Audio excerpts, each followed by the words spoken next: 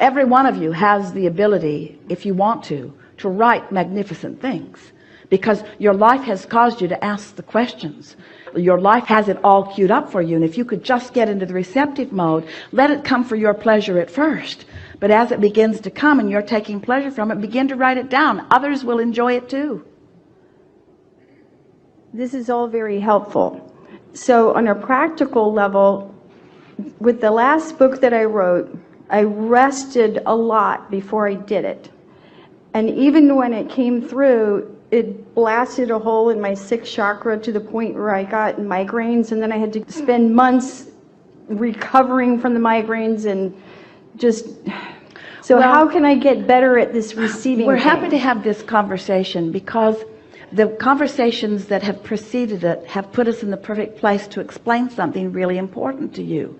You are under the misunderstanding that you have to suffer in service in order to come up with something of value.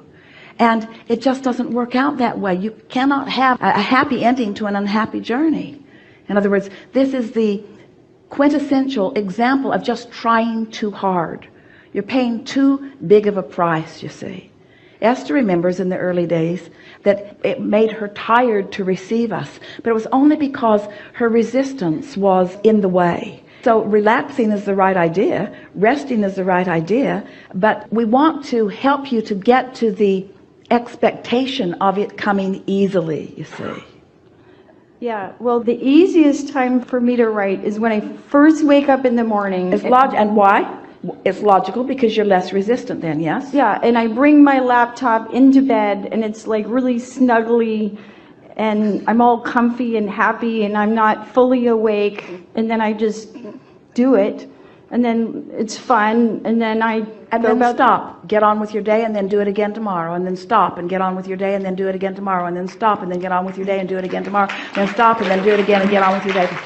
Yeah. So what is the resistance that I can relax into? Because I'm getting better at it, but it's still there. Beliefs are just thoughts that you keep thinking. And so things that you keep saying don't help you.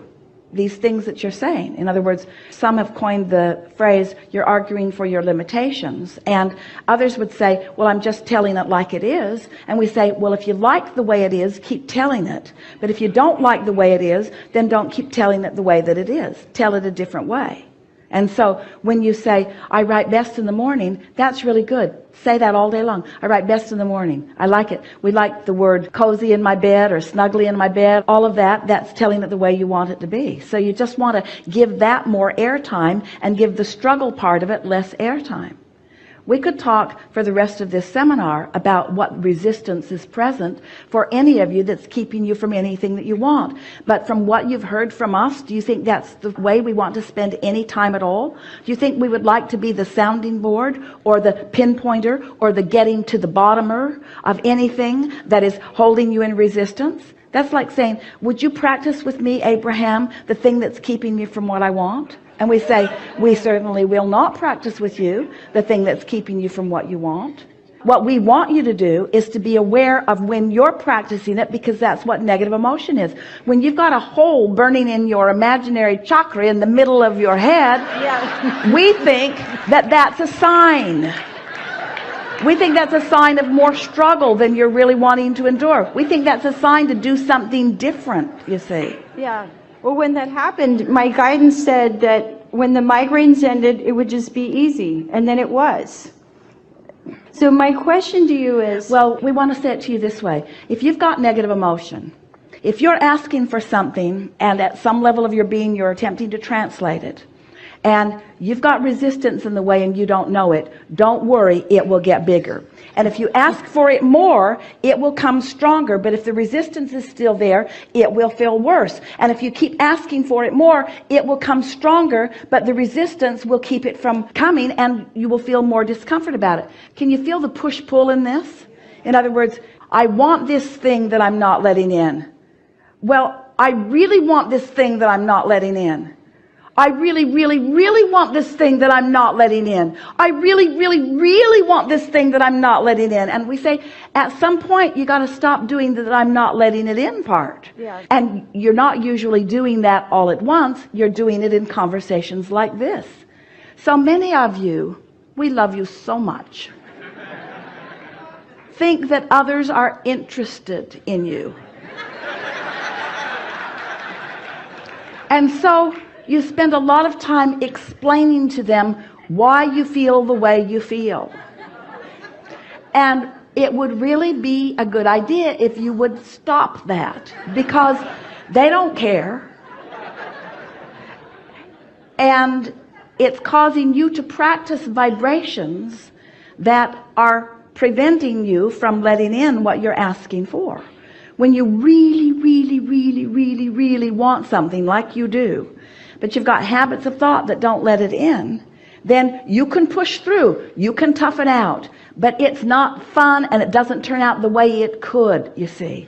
So if it's not feeling good, don't do it right now. Don't do it. Do something else. Yeah, that's what I did. And it's good because when I don't write, I knit, and when I don't knit, I make jewelry, and I just go between whatever feels fun. And when something stops feeling fun, then I go to the other thing. Well, we'd like to believe you. So my question... But everything that you said to us before that makes us not believe you. So what did you do to make it easier to channel? How did you get that process easier? That's a really well-timed question, and we would say to you an inspired question that you let in this moment. And the most significant thing, this is something for you to take in no matter what it is that you're wanting. Esther had been encouraged to quiet her mind. When your mind wanders, and it will, just release the thought and focus on your breathing. That was what her intention was. It was never Esther's intention to be doing this. It was her intention to live happily ever after. Her question was, how can we achieve our goals? And the answer was, meditate. In other words, the answer went right to what is the tool that is most likely to put you in the receiving mode. So Esther quieted her mind for about 15 minutes and liked the way it felt. She liked the way it felt. She felt a releasing of tension. She felt a sort of detachment. After 12 or 13 minutes, she could not really tell her foot from her nose. She felt that sort of disassociation. She liked the way it felt. And so, because she liked the way it felt, she did it every day for several months. Not trying to make something happen with it. She just liked the way it felt. It was a releasing of resistance. She didn't even know that. She just liked the way it felt. It was leading her to opening a passageway. She didn't know that. She just liked the way it felt. It was the beginning of all of this receiving of all of this powerful information. She didn't know that. She just liked the way it felt. You see what we're getting at? How do you get rid of doubt before it starts? And so it's about caring about how you feel rather than trying to make something happen first. We've said it in a lot of different ways. We'll tell you all of the ways we've said it. I said, open your valve and let it flow. We said, flow downstream rather than upstream. We said, get into the vortex. We said, don't try so hard. We say, take the path of least resistance. In other words, what is it that keeps you from being willing to allow it to be as easy as it really is? It's this worthiness thing that you've got stuck in your vibrational craw, isn't it? It's this belief, which is a thought that you keep thinking, that I have to pay a price. It can't be that easy. Oh, really? It cannot be that easy. Are you kidding? Don't I need a PhD? don't I need to struggle more? Don't I need to pay a greater price? No, just quiet your mind. Just quiet your mind and just do it long enough that you allow the vibration of your being to raise until it matches compatibility with the vibration of who you really are, and then all of the inside of all that matters to you will flow abundantly forth to you in every conceivable manifestational way that you choose. You see. And so for you it'd be meditation, and yet for somebody else it would be doing whatever they do that just puts them into this state of joy. The reason that meditation is good for everyone is because when you quiet your mind, you stop thought. And when you stop thought, you stop resistance. And when you stop resistance, your vibration raises. And when your vibration raises, you're compatible, and then you can receive.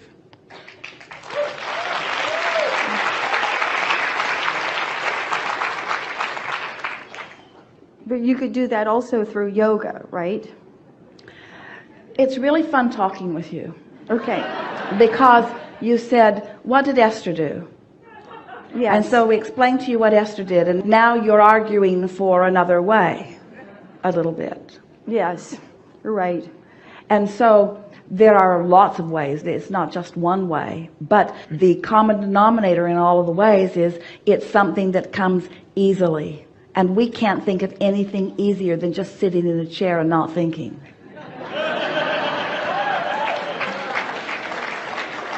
Say. But you may want to pay a greater price. You may feel like you need to strike a really awkward pose.